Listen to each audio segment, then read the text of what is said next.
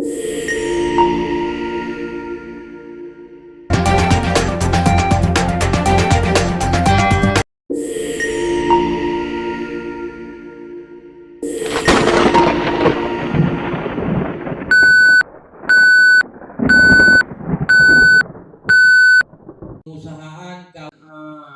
komisi di DPR RI yang menjadi mitra kerja Komite 4 adalah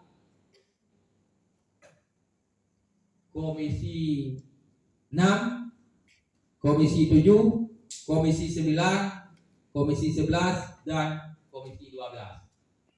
Jadi intinya bahwa tugas-tugas yang diemban oleh DPD ini lebih besar daripada tugas-tugas yang diemban oleh komisi-komisi yang ada di DPR RI. Karena kita kalau komisi ini ada 13 di DPR RI dan ada perwakilan kita 13 orang dari Aceh, dan mereka ada yang bertumpuk di komisi itu tidak satu, ada beberapa orang. Misalnya di komisi 13 itu ada Tiu, ada Jamal, ada beberapa itu yang bertumpuk di komisi 13. Sedangkan kita di DPD ini terbagi 4 komite 4 orang. Tidak boleh dalam satu komite tergabung dalam 2 orang di dalam satu komite. Intinya memang tugas-tugas yang kami emban ini berat, karena kami ini tidak terbagi, Aceh ini tidak ada pecah-pecah, tapi mencakup seluruh Aceh sebagai perwakilan daerah. Siapapun di pelosok manapun bisa mengadukan hal yang menyangkut dengan kepentingan Aceh dan kepentingan masyarakat Aceh.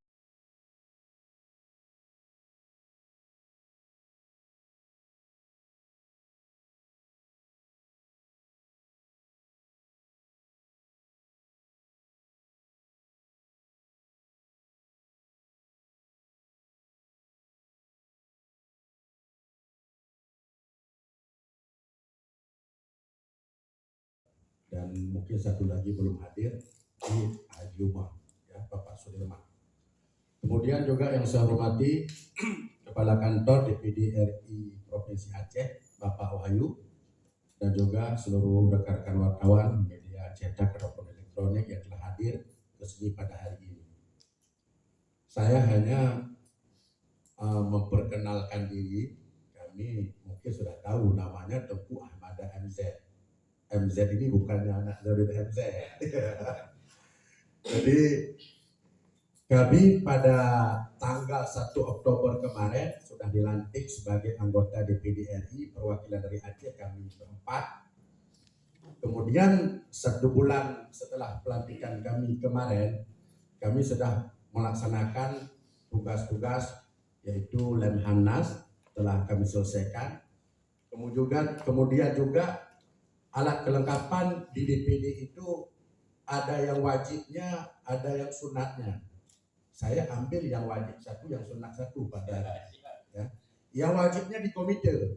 Saya di komite 3. Komite 3 membidangi pendidikan, keagamaan, kesejahteraan, kemudian Kesra, kemudian budaya, tenaga kerja dan ekonomi kreatif.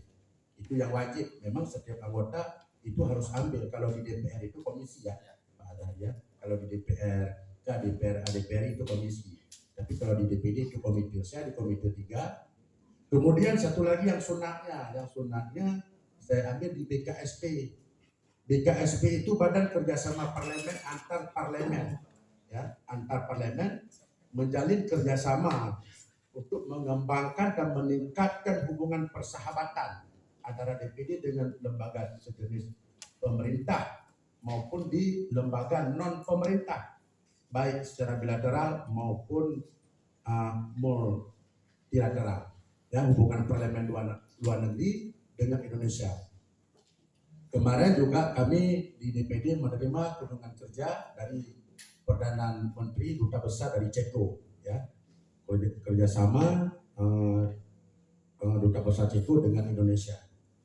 Cuma saya hanya 2 di alat kelengkapan, yaitu di Komite 3 dan 1 lagi di BKSP. Mungkin saya juga mengharapkan saran-saran dari sahabat-sahabat dari media ya, media elektronik ataupun media cetak, ini untuk memberikan masukan dan memberikan info kepada kami di Komite 3 supaya kami tahu bagaimana perkembangan di daerah. Mungkin hanya ini saja Pak Azari. Terima kasih. Assalamualaikum warahmatullahi wabarakatuh. Terima kasih Teguh Ahmada yang telah memaparkan beberapa hal yang menyangkut dengan tugas-tugas dan fungsi DPD RI. Kami dilantik pada tanggal 1 Oktober itu pelantikannya dua. Dilantik sebagai anggota DPD RI dan sekaligus dilantik sebagai anggota MPR RI. Begitu juga yang namanya DPR RI. Mereka dilantik sebagai anggota DPR RI dan sekaligus sebagai anggota MPR RI. Jadi intinya gabungan daripada DPD RI dan DPR RI itulah anggota MPR RI. Selanjutnya saya persilahkan Ibu Darwati Agani untuk menyampaikan beberapa hal yang terkait dengan DPD RI. Bismillahirrahmanirrahim. Assalamualaikum warahmatullahi wabarakatuh. Yang saya muliakan rekan-rekan saya dari DPD RI, ada Bang Azari Cadet, ada Teguh Ahmada, sudah ada Kepala Kantor Perwakilan DPD RI Provinsi Aceh, dan yang saya muliakan semua sahabat saya yang sudah berhadir baik dari media cetak maupun media elektronik. Pada kesempatan ini awalnya saya mohon maaf, mungkin saya agak telat bergabung karena sebelumnya saya ada pertemuan dengan OJK, dan mudah-mudahan tidak mengurangi penghormatan saya kepada Bapak Ibu semua, adik-adik semuanya.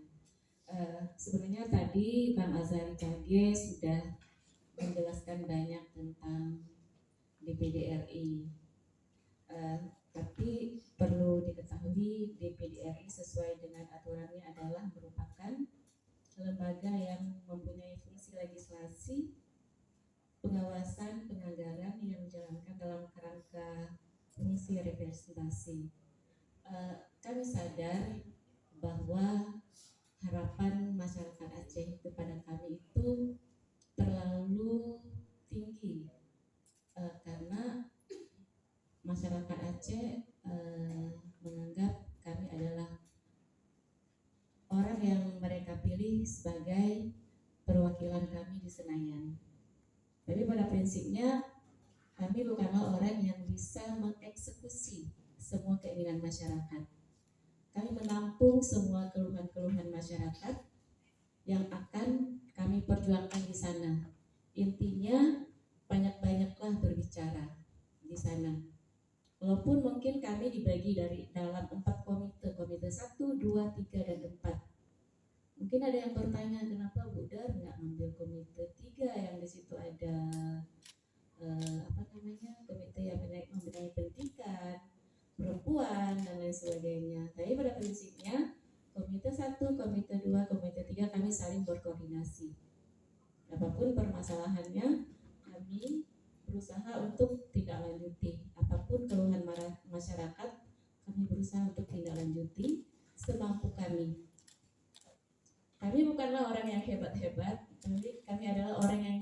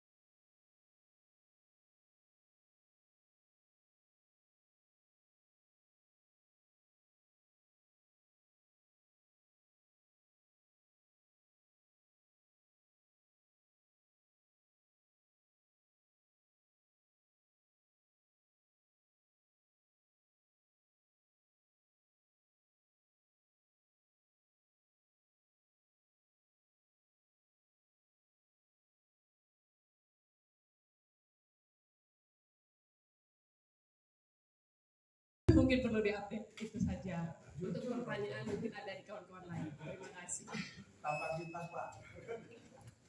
Assalamualaikum warahmatullahi wabarakatuh.